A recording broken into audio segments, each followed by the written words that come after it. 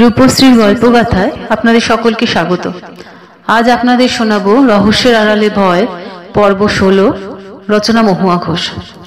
অরণ্যের প্রশ্নের উত্তর দিতে গিয়ে শচীন যেন নিজেও উত্তরটা খুঁজে পেয়ে গেল। এদিকে কথায় কথায় কখন যে ঘরের সামনে এসে পড়েছিল ওরা বুঝতেই পারেনি। খেয়াল হতেই দরজার হুড়কো খুলে ঘরে ঢুকলো। তারপর গা ছেড়ে দিল দুজনেই বিছানাতে। কিন্তু পরের দিনের চিন্তায় অনেক রাত অবধি ঘুম এলো না ওদের কারুরই। এদিকে রবিবার ভোরের দিকে শচীনের ফোনটা বেজে উঠতেই ধর্মর করে উঠে বসলো বিছানায়। সাথে সাথে চোখ চলে গেল ওর ফোনের স্ক্রিনের উপর। আর চোখ পড়তেই দেখতে পেল শচীন ফোনের স্ক্রিনে জল জল করছে বর্দা লেখাটা। অমনি বুকটা কেঁপে উঠল ওর। মনে মনে ভাবলো যে এত ভোরে কি তবে কোনো দুঃসংবাদ দিতে ফোন করেছে বর্দা? কথাটা মাথায় আসতেই ঝট করে ফোনটা তুলে নিয়ে অন করে কানে চেপে ধরল শচীন। সাথে সাথেই শুনতে পেল হেমেন্দ্রের গলা। এরপর প্রায় মিনিট খানেক ধরে কথা বলে ফোন রাখলো শচীন। আর ফোন রাখতেই শুনতে পেল অরণ্যের প্রশ্ন। কি বলছো জেঠুমণি? অরণ্যের প্রশ্ন শুনে চমকে গিয়ে পাশে তাকাতেই দেখতে পেল শচীন যে অরণ্য ঘুম থেকে উঠে পড়েছে। তাই বলে উঠল, বর্দা রাজিকে নিয়ে আসছে, সাথে মিতা বৌদি, ময়নাদি আর নুপুরও আসছে। ট্রেনে যে আসা সম্ভব নয় সেটা বুঝতেই পেরেছিল বর্দা, তাই প্লেনে আসার কথাই ভেবেছিল। কিন্তু খোঁজ নিয়ে দেখলো যে সপ্তাহে মাত্র 3 দিন প্লেন ছাড়ে এই ঘাট পারলের জন্য, মঙ্গলবার, বৃহস্পতিবার আর শনিবার। তাই নিজের গাড়িটাকে নিয়েই রওনা দিয়েছে বর্দা। শচীনের কথা শুনে চমকে উঠে প্রশ্ন করলো অরণ্য, কিন্তু জেঠুমনির ওই বড় গাড়িটাকে এই সংকীর্ণ পাহাড়ি রাস্তায় কি আনা ঠিক হলো? চিন্তা তো একটা হচ্ছেই, তবে রঞ্জিত ভালো গাড়ি চালায় এটাই যা ভরসা। সে তো সমতলে ভালো চালায়, কিন্তু রঞ্জিতদা কি এই পাহাড়ি রাস্তায় বড় গাড়িটাকে ঠিক মতো চালাতে পারবে? অরণ্যের কথা শুনে বেশ চিন্তায় পড়ে গেল শচীন। তারপর কিছুক্ষণ ভেবে বলে উঠল, আমি বুঝতেই পারছি যে বর্দা একটা বড়সড় রকমের ঝুঁকি নিয়ে ফেলেছে, কিন্তু এই অবস্থায় আমরা ভেবেই বা কি করতে পারবো বল? এখন সব ভগবানের হাতে ছেড়ে দেওয়াই ভালো। বরঞ্চ যে কাজটা আমাদের করা উচিত সেটার দিকেই মন দেওয়া ভালো। শচীনের কথায় অবাক হয়ে তাকালো অরণ্য। তারপর বলে উঠল, এখন আমাদের আবার কি কাজ আছে? অরণ্যের কথা শুনে নিজেকে একটু গুছিয়ে নিয়ে বলতে শুরু করলো শচীন। প্রথম কাজ হলো বাবা দুর্গেওকে খবর দেওয়া যে সাচিকে আনা হচ্ছে। দ্বিতীয় হলো বরদারা এতজন আসছে, তাই তাদের থাকার ব্যবস্থাটা নিয়েও বাবা দুর্গের সাথে কথা বলে নিতে হবে। আর তৃতীয় হলো অনিকেতের সাথে একবার কথা বলতে হবে। পরি বেঁচে থাকলেও দুলালি যে বেঁচে নেই সে কথা ওকে জানাতে হবে। এই কাজগুলোকে চটপট সেরে ফেলতে হবে আমাদের। শচীন যে ভুল বলছে না সেটা বেশ বুঝতে পারলো অরণ্য। তাই সকাল হতেই তৈরি হয়ে বেরিয়ে পড়লো সে শচীনের সাথে বাবা দুর্গের সাথে দেখা করবে বলে। যখন যোগশালায় গিয়ে পৌঁছলো ওরা, তখন প্রার্থনা আর যোগাসন শেষ করে শিষ্যরা বেরোতে শুরু করেছিল সবে। তাই শিষ্যরা সবাই বেরিয়ে না যাওয়া পর্যন্ত বাড়িটাতেই অপেক্ষা করলো ওরা। তারপর একসময় যোগশালা খালি হতেই ঢুকে পড়লো ওরা ভেতরে। আর ঢুকতেই দেখতে পেলো ওরা বাবা দুর্গেও আর সত্যকে।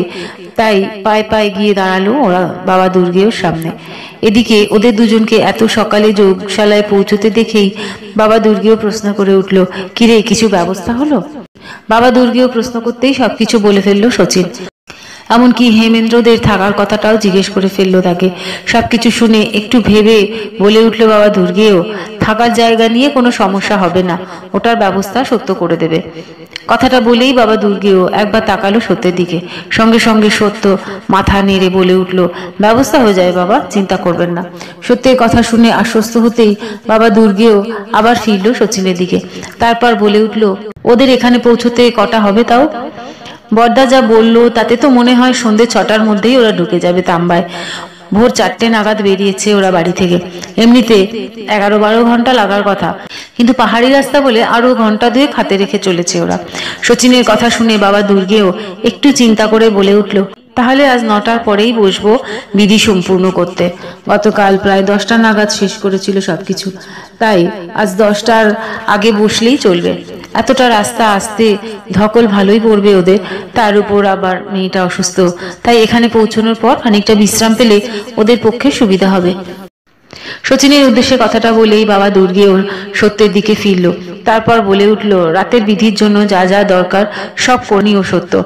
মনে রাখবে আজ ওই মেয়েটাও বসবে পুজোয়। কপিঞ্জলকেও বলে দিও যে পুজো রাত 9টায় শুরু হবে। বাবা দুর্গের সাথে কথাবার্তা হয়ে যেতেই ঘরে ফিরে এসে শচীন ফোনে ধরলো অনিকেতকে। তারপর পরি আর দুলালির নিখোঁজ কেসটাকে নিয়ে শুরু করলো খবরাখবর। খোঁজ খবর নিতে গিয়ে যা জানতে পারলো শচীন অনিকেতের কাছ থেকে তা হলো, ওই মা মেয়ে যেদিন রাতে নিরুদ্দেশ হয়েছিল সেদিন সন্ধ্যের দিকে ওদের দুজনকে খুব হন্তদন্ত হয়ে কোথাও যেতে দেখেছিল এক চায়ের দোকানে। এমনিতে শ্যামপুকুর জায়গাটা বেশ শান্ত নিরিবিলি, তার উপর শীতের সময় বলে সন্ধ্যে থেকেই রাস্তাঘাট ফাঁকা হয়ে গিয়েছিল। চায়ের দোকানটাতে ওই দোকানি ছাড়া আর কেউই ছিল না, তাই ওই চায়ের দোকানি ছাড়া আর কেউই ব্যাপারটা দেখেনি। এমনকি দুলালী নস্করের আশপাশের বাড়ির মানুষজনও ততটা খেয়াল করেনি। পরে রাতে বাড়ি ফিরে যখন দেখলো ওর স্বামী গদাই নস্কর হইচই বাঁধিয়েছে, তখন আশপাশের মানুষজন জানতে পেরেছিল। অনিকেতের কাছ থেকে এই সব কথা জানার পর শচীন তাকে বাবা দুর্গের কথাটা বলল। পরি বেঁচে থাকলেও যে দুলালী বেঁচে নেই সেই কথাটা শচীনের কাছ থেকে শুনে বেশ অস্বস্তিতে পড়ে গেল অনিকেত। এতক্ষণ যেটা একটা নিরুদ্দেশ বা কিডন্যাপের কেস বলে মনে হচ্ছিল ওর, সেটা হয়তো একটা মার্ডার কেস হতে যাচ্ছে ভেবে গভীর চিন্তায় পড়ল। এদিকে অনিকেতের সাথে কথাবার্তা হয়ে যাওয়ার পর শচীন আর অরণ্য সারাটা দিন কাটলো শুধু হান টান করে। বারে বারে হেমেন্দ্রের সাথে ফোনে কথাবার্তা চলতে থাকলো ওদের। এভাবে চলতে চলতে একসময় সন্ধে নামলো পাহাড়ি সংকীর্ণ পথে, তাই হেমেন্দ্রের গাড়ির চালক গতি কমাতে বাধ্য হলো। সন্ধে 6টার মধ্যে ঢোকার বদলে হেমেন্দ্ররা তাম্বার আশ্রমে ঢুকলো রাত প্রায় 8:30টায়। এরপর সবকিছুই চললো দ্রুত গতিতে। দেরি হয়ে গিয়েছিল, তাই হেমেন্দ্রদের সবাইকে নিয়ে শচীন আর অরণ্য সোজা চলে গিয়েছিল যোগশালায়। তারপর সত্যের সাথে সেখান থেকে গিয়ে ঢুকলো ওরা সাধনা কক্ষে। প্রায় 16-16.5 ঘন্টার সফর করার পর এতটুকুও বিশ্রাম নেওয়ার সময় পেল না হেমেন্দ্ররা কেউই। রাস্তায় বার তিনেক রক্তভূমি করে একেবারেই যেন নিস্তেজ হয়ে পড়েছিল সাচি। তাও কোনো মতে তাকে নিয়ে ঢোকানো হলো সাধনা কক্ষে। কিন্তু এইসব কিছুর মধ্যেও একমাত্র ময়না ছিল উদাসীন। শুধু সবাই যেখানে যাচ্ছিল মুখ বুজে সেই দিকে এগোচ্ছিল সে। এদিকে সাধনা কক্ষে যখন সত্যের সাথে গিয়ে পৌঁছলো ওরা সবাই, তখন ওখানে বাবা দুর্গেও ছাড়া ছিল আগের দিনের 3 শিষ্য আর কপিনজল। সত্য ঘরে ঢুকেই ব্যস্ত হয়ে পড়লো কাজে, তাই শচীন আর অরণ্য হেমেন্দ্র সবাইকে নিয়ে গিয়ে বসালো যেখানটাতে গত 2 দিন তারা বসছিল। কিন্তু সাধনা কক্ষে ঢোকার পর থেকে শচীন আর অরণ্যের দৃষ্টি বারবার চলে যেতে লাগলো হেমেন্দ্র, মিতা, ময়নার দিকে। দেবেশের দিকে কারোর নজর যাচ্ছে কিনা সেটা দেখার জন্য উদ্গ্রীব হয়ে রইল ওরা। নূপুরের পক্ষে চেনা সম্ভব নয় তার বাবাকে, আর অসুস্থ চাচির পক্ষে ভালো করে বসে থাকাই সম্ভব হচ্ছিল না, তাই ওদের দুজনকে ছাড়া বাকি 3 জনের দিকে ঘন ঘন দৃষ্টি যেতে থাকলো শচীন আর অরণ্যের। বারবার মনে হতে লাগলো ওদের যে এই বোধহয় দেবেশকে দেখে চিনে ফেললো ওরা। এইরকম ঠিক কিছুই হলো না, কারোরই নজর সেভাবে গিয়ে পড়লো না দেবেশ ওরফে কপিনজলের ওপর। আসলে যাত্রার ধকল আর তার সাথে প্রচন্ড শীতের কামড় ওদের দেখাশোনা চিন্তা ভাবনার ক্ষমতাকে কেমন যেন মোতা করে দিয়েছিল। তার উপর তাম্বায় পৌঁছেই আশ্রমে ঢুকে সোজা চলে এসেছিল ওরা সাধনা কক্ষে। এইরকম একটা অবস্থায় কপিনজলের দিকে তাকিয়ে তাকে দেবেশ বলে চিহ্নিত করা ওদের পক্ষে যে খুব একটা সহজ ব্যাপার নয় সেটা ভালোই বুঝতে পারলো শচীন আর অরণ্য। তাই মনে মনে ঠিক করে নিল শচীন যে বিধিষেধ সবার পরই সবাইকে বলবে ব্যাপারটা। এই সব চিন্তা ভাবনা করতে করতেই শচীনের কানে এলো বাবা দুর্গের কথা। তাই সঙ্গে সঙ্গে সজাগ হলো সে। আর সজাগ হতেই বুঝতে পারলো যে বাবা দুর্গেও কথাগুলো তার উদ্দেশ্যেই বলছে। চাচিকে নিয়ে এসে বসিয়ে দে আমার পাশটাতে। বাবা দুর্গের কথা কানে যেতেই শচীন উঠে চটপট এগিয়ে গেল স্রাচীর দিকে। ওর দেখা দেখি অরণ্যও এগোলো। তারপর ওরা দুজন মিলে প্রায় নেতিয়ে পড়া স্রাচীকে নিয়ে এসে বসিয়ে দিল বাবা দুর্গের পাশটাতে। চাচিকে বসিয়েই ফিরে গিয়ে বসলো ওরা নিজের জায়গায়। এরপরেই বাবা দুর্গের আদেশে শুরু হলো বিধি। প্রতিবারের মতোই 3 বার ঘন্টা বাজিয়ে এক শিষ্য গিয়ে বসলো কিছুটা দূরে। ঘন্টা বাজানোর পরেই প্রতিবারের মতোই বাকি 2 শিষ্য কমণ্ডলু নিয়ে ঘরে কিছুক্ষণ ঘুরে কমণ্ডলুকে ঘরের এক কোণে রেখে গিয়ে বসলো প্রথম শিষ্যটার পাশে। কমণ্ডলু থেকে বেরিয়ে আসা ধোঁয়া আস্তে আস্তে ভরে যেতে শুরু করলো সারা ঘরে। এই পর্যন্ত সব নিয়ম একই রকম হওয়ার পর আচমকা পাল্টে গেল সবকিছু। হঠাৎ করেই কপিনজল নিজের জায়গা ছেড়ে উঠে এসে বসলো স্রাচীর পাশে। স্রাচীর অন্য পাশে বসেছিল বাবা দুর্গেও। স্রাচী ওদের দুজনের মাঝখানটাতে ঝিমিয়ে বসেছিল। কপিনজলকে স্রাচীর পাশে বসতে দেখেই সত্য 2টো কালো মোমবাতি নিয়ে নিজের জায়গা ছেড়ে উঠে দাঁড়ালো। এই 2টো কালো মোমবাতি ঘরের চারদিকে লাগানো বাকি কালো মোমবাতিগুলোর চেয়ে বেশ খানিকটা মোটা আর লম্বা। সত্য এই দুই মোমবাতির একটাকে নিয়ে গিয়ে রাখলো দুলালি গত দিনের আঁকা ছবিটার মাথার কাছে, আর দ্বিতীয় মোমবাতিটাকে নিয়ে গিয়ে রাখলো পরীর ছবির মাথার কাছটাতে। এই কাজটা হয়ে যেতেই সত্য দুটো বেশ বড় আকারের প্রদীপকে নিয়ে গিয়ে রাখলো বাবা দুর্গেয় আর কপিনজলের সামনে। তারপর সেগুলোকে জেলে দিয়ে গিয়ে বসলো নিজের জায়গায়। এরপরই প্রতিবারের মতো সত্য শুরু করলো চিনেমাটির বাটি দুটোর চারদিকে কারুকার্য করা ছোট লাঠি দুটোকে ঘোরাতে। যেই মাত্র সত্য লাঠি দুটোকে চিনেমাটির বাটির চারদিকে ঘোরাতে শুরু করলো, সেই মাত্র বাবা দুর্গেয় আর কপিনজল শুরু করলো বিধি। দুজনেই তাদের ডান হাতের তর্জনীকে জ্বলন্ত প্রদীপের তেলে একবার করে ডুবিয়ে মেঝেতে একটা করে ফোঁটা দিতে লাগলো। এই প্রক্রিয়া যত এগোতে লাগলো ততই যেন ঘরের বাকি মোমবাতিগুলোর আলো কমতে শুরু করলো। কিন্তু সব মোমবাতির আলো কমে এলেও দুলালির আঁকা ছবির মাথার উপর রাখা মোমবাতির আলো যেমন ছিল তেমনই জ্বলতে থাকলো।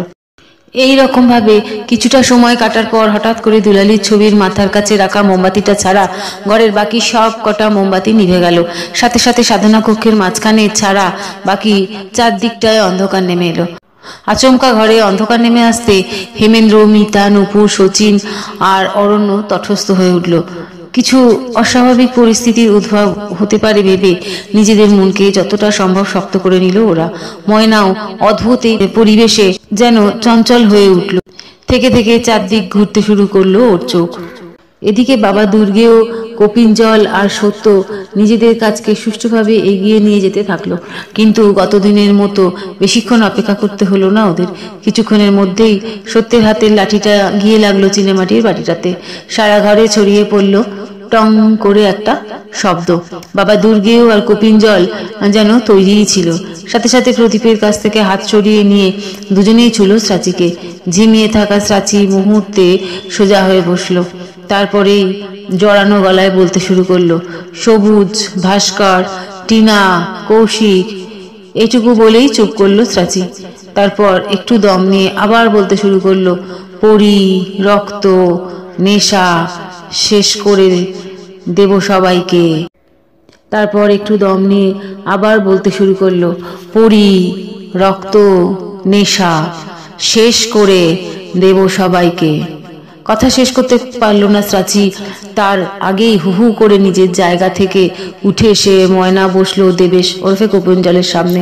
সঙ্গে সঙ্গে ময়নার ধাক্কায় উল্টে গেল কপিনজলের সামনের প্রদীপটা। নিমিষে প্রদীপের তেল গড়িয়ে গেল দুলালির আঁকা ছবিটার উপর গিয়ে পড়লো। এইরকম একটা পরিস্থিতি বোধহয় কেউ স্বপ্নেও কল্পনা করেনি। ব্যাপারটা ঘটার সাথে সাথেই স্রাচী ঢলে পড়লো বাবা দুর্গের কোলের উপর। আর উত্তেজিত হয়ে বাবা দুর্গেও চেতিয়ে উঠল, সত্য সাবধান। বাবা দুর্গের কাছ থেকে সাবধান বাণী আসতেই সত্য তিন শিষ্যের দিকে তাকিয়ে ইশারা করেই উঠে দাঁড়ালো। তারপর দ্রুত পায়ে এগিয়ে গিয়ে বাবা দুর্গের সামনে জ্বলছিল যে প্রদীপটা সেটাকে তুলে নিয়ে গিয়ে রাখলো ঘরের এক কোণে। এদিকে তিন শিষ্য সত্যের ইঙ্গিত পেয়েই দ্রুত গতিতে কাজ সারতে শুরু করলো। দুলালির ছবির মাথার কাছে জ্বলছিল যে কালো প্রদীপটা সেটাকে নিভিয়ে দিয়ে ওরা যতটা সম্ভব পারলো তাড়াতাড়ি জেলে দিল চিনেমাটির ভেতরে থাকা প্রদীপগুলোকে। কাজটা শেষ করেই দুজন শিষ্য দৌড়লো কমণ্ডলুর দিকে। তারপর কমণ্ডলু দুটোর মাথার ঢাকনা পড়তেই তৃতীয় শিষ্য দরজার পাশে থাকা ঘন্টা বাজাতে শুরু করলো। আর ঘন্টাটা বেজে উঠতেই বাবা দুর্গেয় স্রাচীকে আস্তে আস্তে করে মেঝেতে শুইয়ে দিয়ে কপিনজলের দিকে তাকিয়ে চেঁচিয়ে উঠলো, এতটা দায়িত্বজ্ঞানহীন কি করে হতে পারো তুমি? তুমি জানো না বিধি শেষ হওয়ার আগে ওই প্রদীপ নিভলে কি হতে পারে? মানছি যে ও হঠাৎ করে এসে বসেছিল তোমার সামনে, কিন্তু এইটুকু সাবধানেই যদি তুমি না হতে পারো তাহলে এই বিধি করতে বসা তোমার উচিতই হয়নি।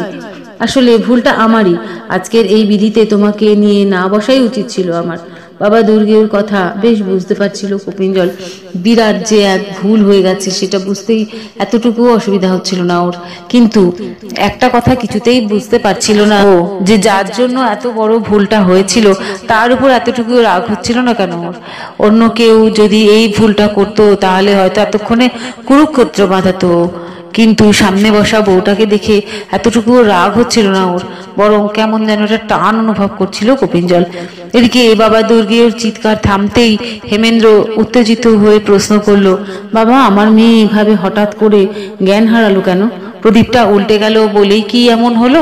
হ্যাঁ, বিথিতে খুঁত হয়ে যাওয়ায় এটা হয়েছে। বাবা দুর্গের কথা শুনে আঁতকে উঠল হেমেন্দ্র। তারপর কোনো মতে প্রশ্ন করলো, এবার কি হবে বাবা? বলা মুশকিল। তার মানে? বাবা দুর্গের কথা শুনে প্রশ্ন করলো শচীন। শচীনের প্রশ্ন শুনে একটুখানি চুপ করে থেকে বলে উঠল বাবা দুর্গেও, যেভাবে খুঁত হয়ে গেল বিধিতে, তাতে আর কিছুই নিশ্চিত করে বলা যায় না। এখন আমাদের সবার সামনে ঘোর বিপদ।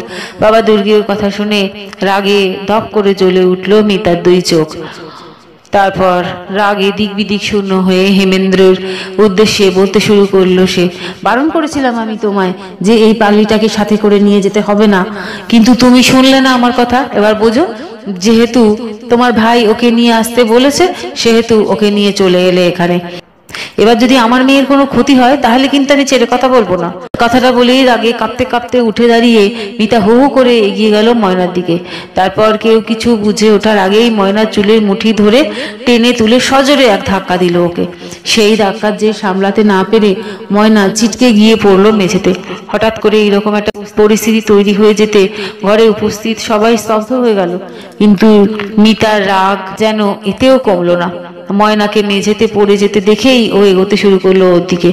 ঘরে উপস্থিত কারোরই বুঝতে অসুবিধা হলো না যে মিতা এবার ময়নাকে আঘাত করতেই এগোচ্ছে।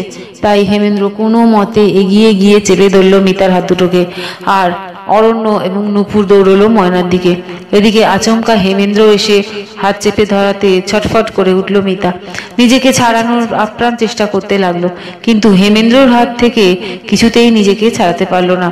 তাতে মিতার রাগ যেন দ্বিগুণ হয়ে উঠল, আর সেই রাগেই চিৎকার করে উঠল মিতা, তুমি আমাকে যতই ধরে রাখো এই পাগলিকে মেরেই ফেলবো আমি। যেমন তোমার ভাই দেবেশকে শাস্তি দিয়েছি আমি, তেমনি ওকেও শাস্তি দেব। আমার মেয়ের সর্বনাশ করতে চাইছে, দেখে নেব আমিও। মিতার কথা শুনে চমকে উঠল হেমেন্দ্র। তারপর চমকের রেশ কিছুটা কাটতেই প্রশ্ন করে উঠল, কি শাস্তি দিয়েছো তুমি দেবেশকে? হেমেন্দ্রের প্রশ্ন শুনে মিতার রাগে দিকবিদিক শূন্য হয়ে চেঁচিয়ে উঠল, তুমি আমার হাত ছাড়ো, এই পাগলিটাকে আজ মেরেই ফেলবো আমি। একেই বিয়ে করার জন্য দেবেশ আমার পিসুতো বোন সবিতাকে বাতিল করেছিল। সেদিন বাপের বাড়ির সামনে আমার মাথা নুয়ে গেছিল, আমার অহংকার মাটিতে মিশিয়ে দিয়েছিল দেবেশ। মুখ দেখাতে পারিনি আমি সেদিন কাউকে, তাই ওকেও সুখে ঘর করতে দিইনি আমি। ওর চিন্তা ভাবনা করার ক্ষমতাকেই পঙ্গু করে দিয়েছিলাম আমি। মিতার কথা শুনে অবাক হয়ে বলে উঠল হেমেন্দ্র, তার মানে নিরুদ্দেশ হয়ে যাওয়ার আগে ওর যে মাথার গন্ডগোল দেখা দিয়েছিল সেটার জন্য তুমিই দায়ী? হ্যাঁ, আমিই দায়ী। যা করেছি বেশ করেছি, আমার সাথে চালাকি করে পার পাওয়া সম্ভব নয় সেটা বুঝিয়ে দিয়েছি আমি ওকে। মিতার কথা শুনে সবাই থমকে গেল। হেমেন্দ্র নিজের কানকে যেন কিছুতেই বিশ্বাস করে উঠতে পারছিল না, কিন্তু মিতা নিজের মুখে স্বীকার করেছিল, সেই কারণে অবিশ্বাসের প্রশ্নই ছিল না। তাই ঘৃণায় মিতার হাত দুটো ছেড়ে দিয়ে হেমেন্দ্র গিয়ে বসলো অচেতন অবস্থায় পড়ে থাকা সাচির কাছে। সঙ্গে সঙ্গে শচীনও এগিয়ে গিয়ে বসলো হেমেন্দ্রর পাশে। এতক্ষণ হেমেন্দ্র আর মিতার মাঝখানে যে কথোপকথন চলছিল সেটা ঘরে উপস্থিত সবাই চুপচাপ শুনছিল, কিন্তু হেমেন্দ্র গিয়ে সাচির কাছে বসতেই অরণ্য ময়নার কাছ থেকে উঠে গিয়ে দাঁড়ালো মিতার সামনে। তারপর রাগে ঘৃণায় বলে উঠল, ছোট থেকেই তোমার কাছ থেকে দুর্ব্যবহার পেয়েছি মণিমা, কিন্তু ভেবেছি তুমিও তো আমার মায়ের মতোই, কিন্তু আজ বলছি তোমার মতো নিকৃষ্ট মনের মানুষ আমি আর কখনো দেখিনি। তুমি আমার বাবাকে অসুস্থ করার চেষ্টা করেছো, কিন্তু ভগবানের খেলা দেখো, আজ তোমাকে তোমার মেয়ের জীবনের জন্য সেই আমার বাবার কাছেই এসে দাঁড়াতে হয়েছে। অরণ্যর কথা শুনে মিতা, হেমেন্দ্র আর নূপুর ভীষণ রকম চমকে উঠল, কিন্তু কেউ কিছু প্রশ্ন করার আগেই শচীন বলে উঠল, এটা আমারই ভুল। কপিনজল যে শেষদা সেটা আমার প্রথমেই জানিয়ে দেওয়া উচিত ছিল সবাইকে, তাহলে হয়তো এই কাণ্ডটা ঘটতই না। ময়নাদিও আচমকা শেষদাকে দেখতে পেয়ে এভাবে এসে তার সামনে বসতো না। আসলে দেরি হয়ে গিয়েছিল বলে ভেবেছিলাম যে বিধিটা সম্পূর্ণ হয়ে গেলেই বলবো কথাটা, কিন্তু ভাবতেও পারিনি আমি যে এইরকম একটা পরিস্থিতি তৈরি হবে। শচীনের কথা শুনে হেমেন্দ্র, মিতা আর নূপুরের চোখ চলে গেল কপিনজলের দিকে। আর ভালো করে তাকাতেই হেমেন্দ্র আর মিতার দেবেশকে চিনে নিতে কোনো অসুবিধা হলো না। দেবেশকে চিনতে পেরেই হেমেন্দ্র সাচির কাছ থেকে উঠে গিয়ে দাঁড়ালো তার সামনে আর বলতে শুরু করলো, আমাকে ক্ষমা করে দে দেবেশ, আমি জানি না তুই কিভাবে এখানে পৌঁছলি, কিন্তু যা কিছু ঘটেছে তোর সাথে তার জন্য দায়ী তোর বৌদি। আমি জানতাম না যে তোর বৌদি এরকম নীচ মনোবৃত্তির। আমি বুঝতে পারিনি যে তোর আর ময়নার জীবন ও এইভাবে শেষ করে দিয়েছে। কিন্তু হেমেন্দ্রের কথা শেষ করতে না দিয়েই শচীন বলে উঠল, বড়দা, শেষদাকে এইভাবে বলে কোনো লাভ নেই, কারণ শেষদার পুরনো কথা কিছুই মনে নেই। শচীনের কথা শুনে অবাক হয়ে তাকালো হেমেন্দ্র। ওকে ওভাবে অবাক হয়ে তাকাতে দেখে শচীন বাবা দুর্গের কাছ থেকে দেবেশের সম্পর্কে যা যা শুনেছিল সবকিছু বলে গেল। শচীনের কাছ থেকে এইসব কথা শুনে হেমেন্দ্র গিয়ে দাঁড়ালো মিতার পাশে। তারপর চিৎকার করে বলে উঠল, দেবেশের এই অবস্থা কিভাবে করলে তুমি? কি করেছো ওর সাথে বলো? আজ তোমার পাপের কারণেই চাচির এই অবস্থা হয়েছে। চুপ করে থেকো না মিতা।